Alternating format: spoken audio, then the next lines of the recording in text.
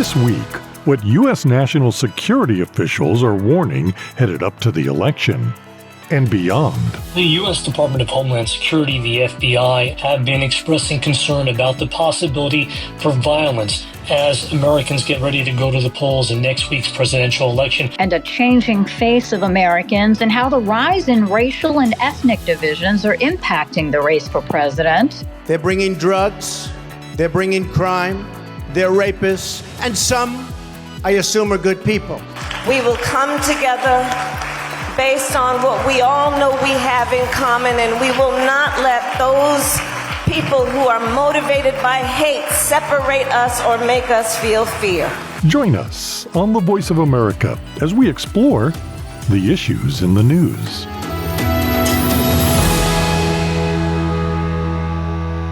Hi, everyone. I'm Lori London in Washington. And I'm Scott Walterman.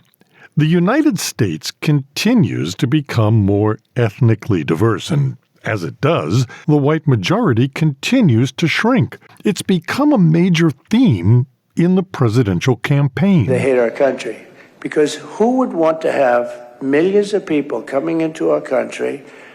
Many of them are murderers, many of them are terrorists, many of them are gang members from the street, MS-13, and almost worse. You know, the Venezuelan gangs are almost worse. And these countries are taking their prisons and they're taking their prison population, putting them in buses, and bringing them to our border. Venezuela's got half their prison population has been brought to the United States of America and dumped like we're a garbage can. Like we're a garbage can for their people. What Donald Trump has never understood is that e pluribus unum, out of many, one, isn't just a phrase on a dollar bill. It is a living truth about the heart of our nation. With the election just days away, the outcome could signal the direction of the nation for years to come. Let's get some perspective on America's changing demographics and what it means for the country's future. Joining us now is Michael Ezra, professor of American Multicultural Studies at Sonoma State University. Thanks so much for speaking. I always appreciate your perspective. You're welcome. So we're in an interesting time here. We went from an African-American president to Donald Trump, and then the first Black American Indian vice president, and potentially now the president. And as America obviously continues to become more ethnically and racially diverse, we also seem to be more and more divided on the issues of immigration and race equality. Obviously a very big major theme in this election coming up in just a couple of days, and also a lot of hate, rise in hate crime. What do you think is happening here with our changing demographics? Yeah, I think that when you look at the presidential election in the context of our world at the current moment, it might seem like the most important election of our times, or that the issues are unprecedented, or that, for example, hate crimes are on the rise. But if you were to compare the political scene now to 1880 or whatever, then it would seem like hate crimes, have been minimized over the years. And if you look at these elections in much larger contexts, you can see them as part of cycles. And I'm not sure right now if in 2024 we're going through some kind of racial realignment in which how different racial groups line up with the political parties shifts and changes at all, or if the current cycles will play out as they usually do in history. When you say realignment, what do you mean? It's hard to know actually who's going to vote how, and we never really truly find out because exit polling is limited. But historically, what we see now is that the Democratic Party gets about half almost, a little less than half of its votes from non-white voters. And the Republican Party gets about 10% of its votes from non-white voters and about 90% of its votes from whites. at one time in U.S. history, the Democratic Party and the Republican Party essentially split the black vote. In 1960, Richard Nixon said, if I had only gotten 10% more of the black vote, I would have won this election. And he published an article saying that in Ebony magazine.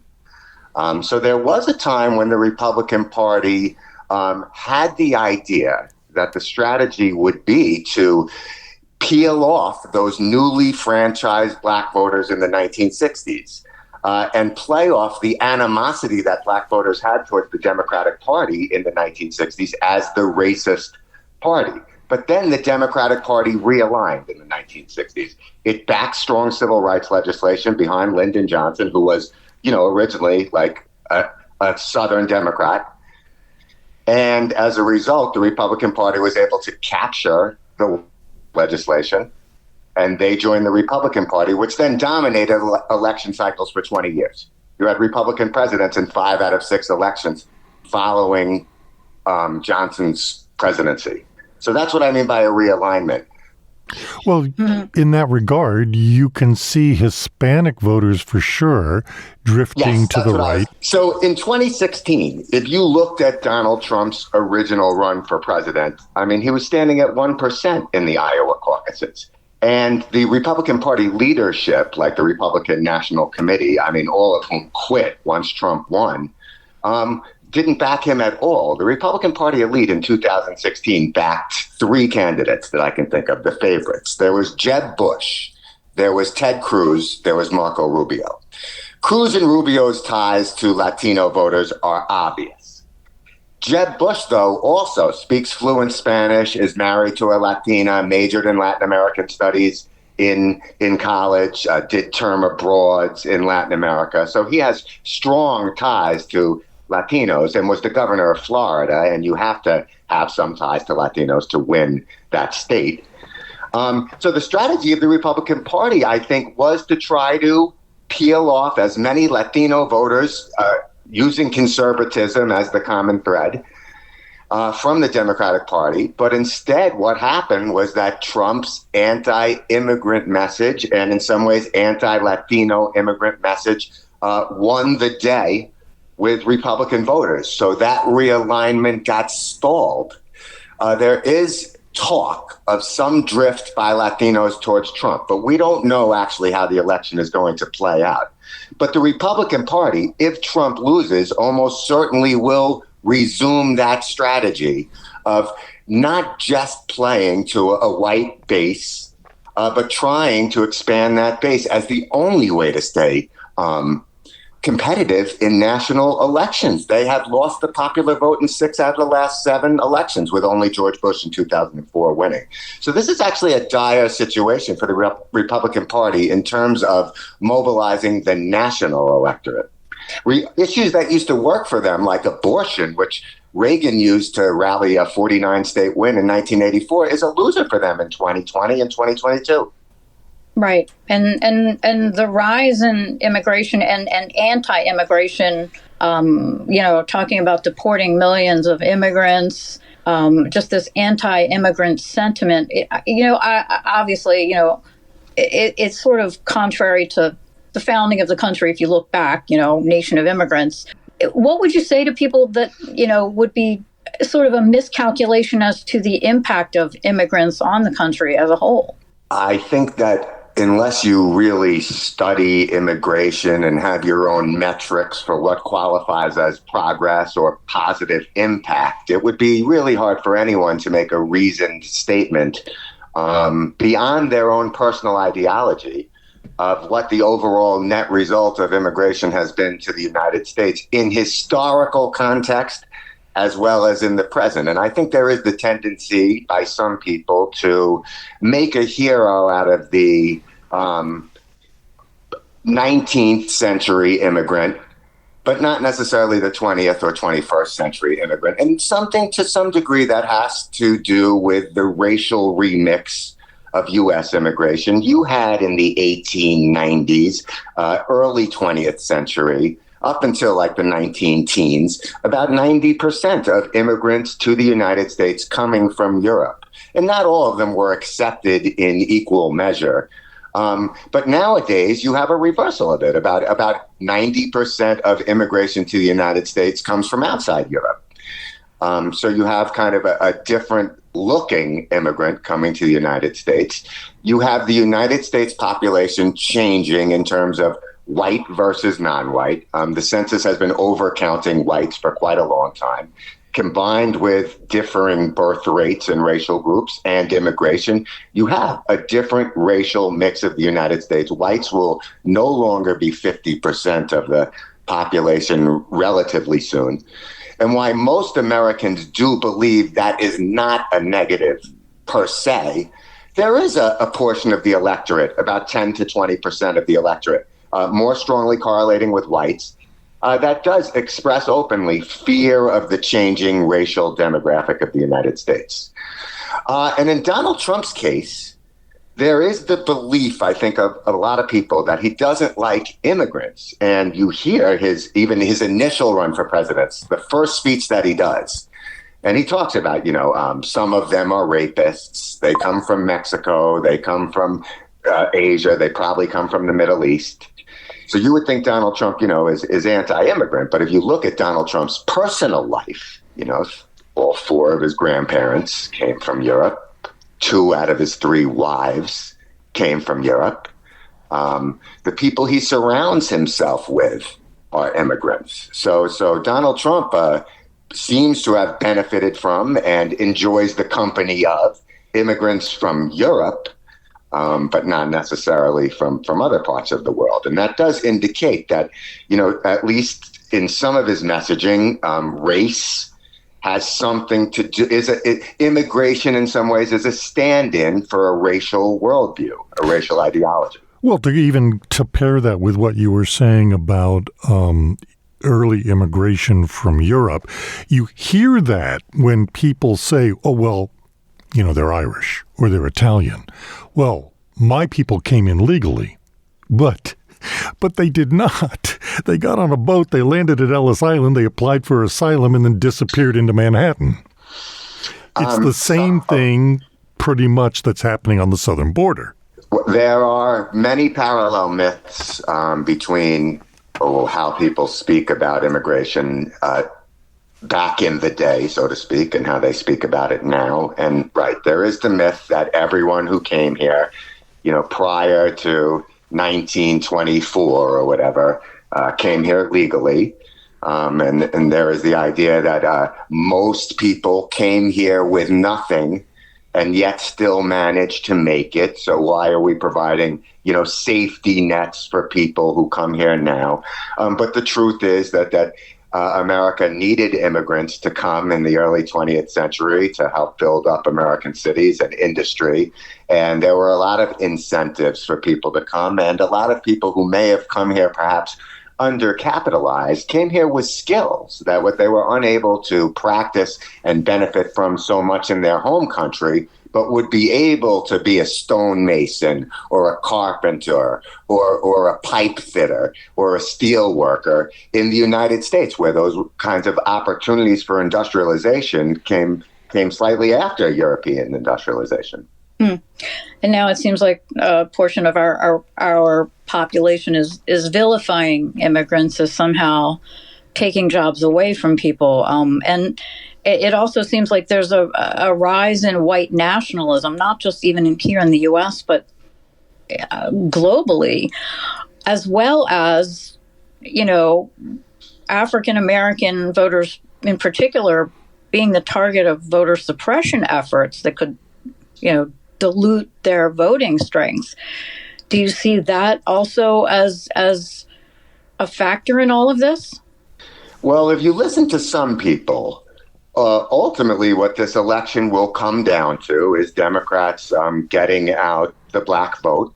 Generally speaking, voting rights experts do talk about a case called Shelby versus Holder from 2013 in the Supreme Court, in which an Alabama county was able to successfully sue to get tenets of the Voting Rights Act changed, which leads to closures of voting places and, shorter hours or closures of DMVs, and in some cases, voter ID laws that are somewhat difficult to pursue if you don't already own a government-issued ID. It's not as easy as people would think. In 1/3 of Texas counties, you need an ID to vote, but those same counties don't offer any place for a resident of that county to get a government-issued ID.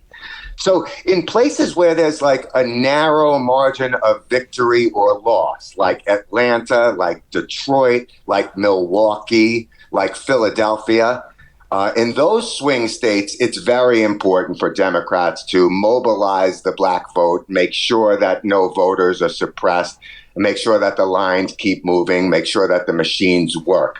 But because there are so few places that actually count in terms of a narrow margin of victory deciding this election, just as a guess, I feel like, any major political party with an active legal branch and ties to the judiciary and a strong ground game sees what's coming ahead and knows what the general voter suppression tactics are and has countermeasures to battle them.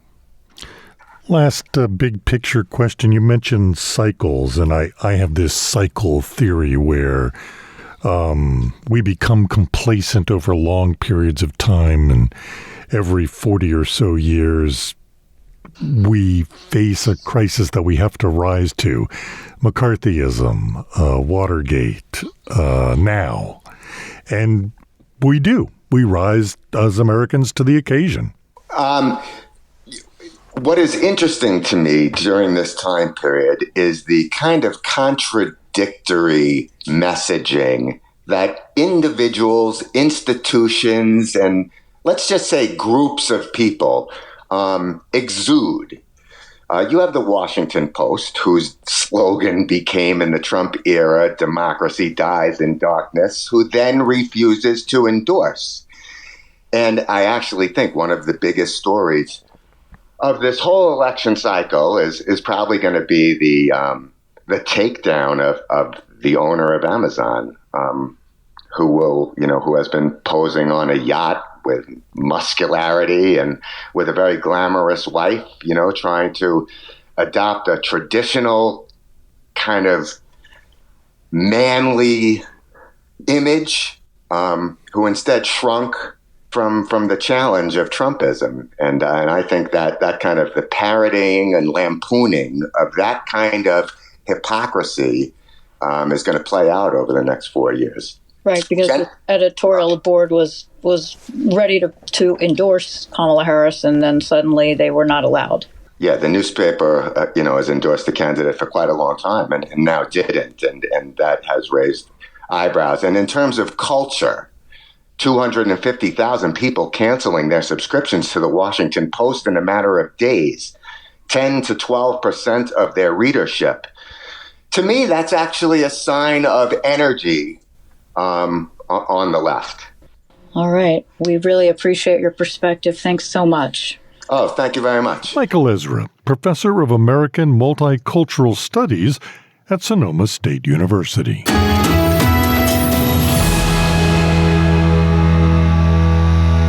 You're listening to Issues in the News. I'm Lori London with Scott Walterman.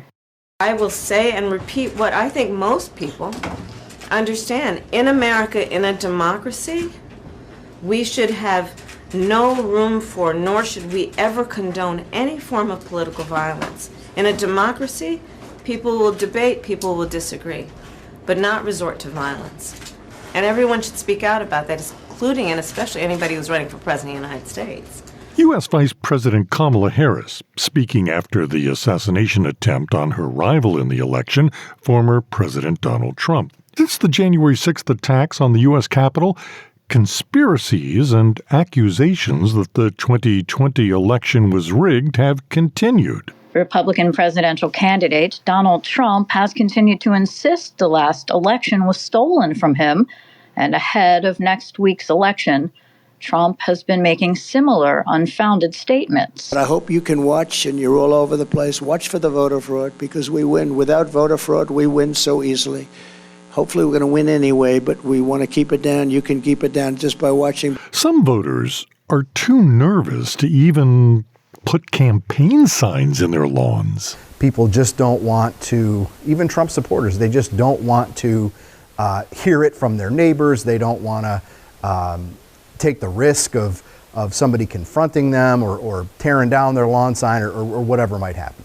The deep divisions across the country have been fertile ground for a myriad of conspiracy theories that U.S. officials fear could lead to violence by domestic extremists. FBI Director Christopher Wray at a congressional hearing last year on domestic terror threats. As I've said before, the greatest threat we face on the terrorism front here in the homeland is from what are effectively lone actors or small cells. And whether you're talking about a domestic violent extremist acting in furtherance of some ideological goal, or a homegrown violent extremist looking to advance the interests of a foreign terrorist organization, these actors often move very quickly from radicalization to action. Joining us now for details on the latest Homeland Security warnings is VOA National Security Correspondent Jeff Selden. Jeff, we're hearing, and you have been looking into this, some intelligence bulletin from Homeland Security that have been showing a rising threat of extremists creating potential violence and chaos to disrupt the election, next week's presidential election. What can you tell us about what you're hearing? The U.S. Department of Homeland Security, the FBI, other security officials at the state and local level across the country for some time have been expressing concern about the possibility for violence as Americans get ready to go to the polls in next week's presidential election, which also includes a bunch of state and local elections up and down the line. And there have been warnings put out repeatedly over the last several months. Most recently, last month, the Department of Homeland Security issued its 2025 Homeland Security Assessment, and in it, it specifically warned that what it calls domestic violent extremists, that is, Americans who hold extremist views, it said will pose the most significant physical threat to government officials and voters, and also elections-related personnel and infrastructure. That assessment said that targets could include polling places, ballot drop boxes, voter registration sites, campaign events, political party offices, and vote counting sites.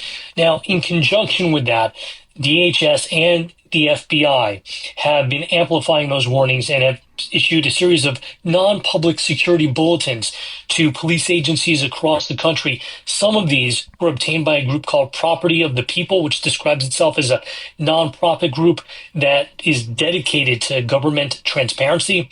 It's posted some of those bulletins online, and some of them cite growing calls on social media for attacks on ballot collection boxes.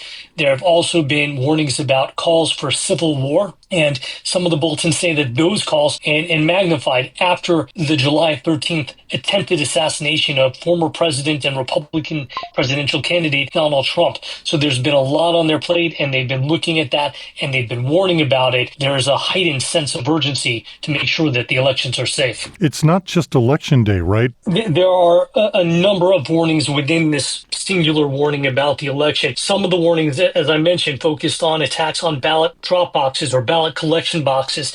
And just on Monday, there were two attacks, one in Portland, Oregon, and one across the river in Vancouver, Washington, two cities in the U.S., where somebody, according to law enforcement officials, took an incendiary device, put it in the ballot drop boxes, and set them on fire. Two boxes were attacked.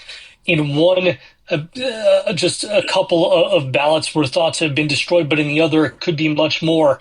And that follows an attack last week in Phoenix, Arizona, in the state of Arizona, where somebody has been arrested now for trying to set fire to a mailbox in order to damage ballots. So some of this is already taking place.